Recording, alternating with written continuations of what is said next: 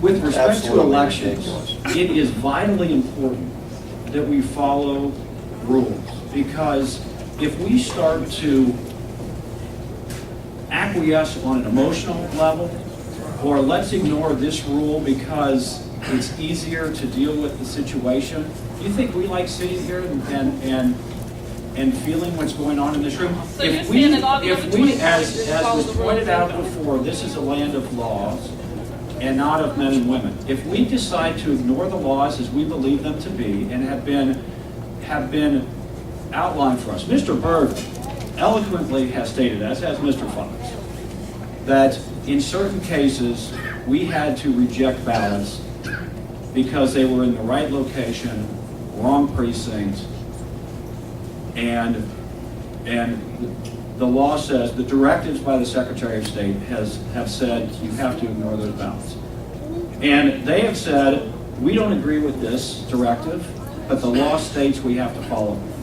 And if we start to ignore, I commend Mr. Burke and Mr. Fox for not ignoring the law as they know it to be. Because if we start ignoring the law that's in front of us, on this case, what happens if the reverse were true? What happens in the next election when we're faced with this? If we have been previously ignored the state and federal laws, the directives, the consent decrees, and that's why I think we have to go through this painful process, and at the end we will have complied with the law as we know it. And whatever happens in the Hunter Williams race should be irrelevant to us, because our job is to conduct orderly elections and make sure that validly cast votes can count.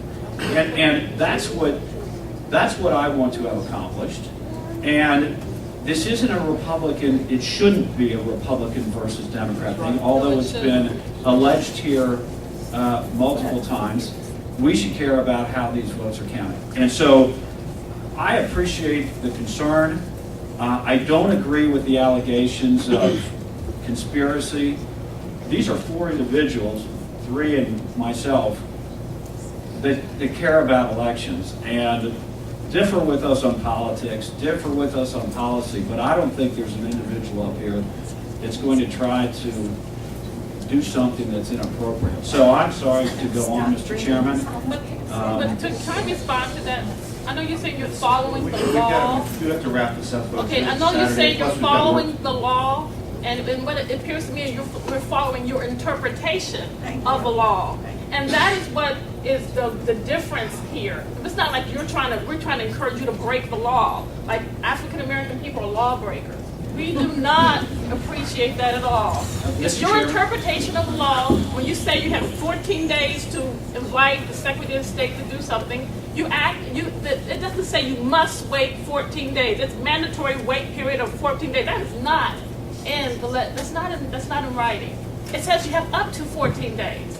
So your interpretation of that is, I'm not going to wait until this 14 days. That doesn't sound like a person who's really out for justice or being righteous and being a patriot to ensure that each person has a right to vote. It's not perceived when you're interpreting the law in that manner. I'm going to move to adjourn the meeting. Do I have a second?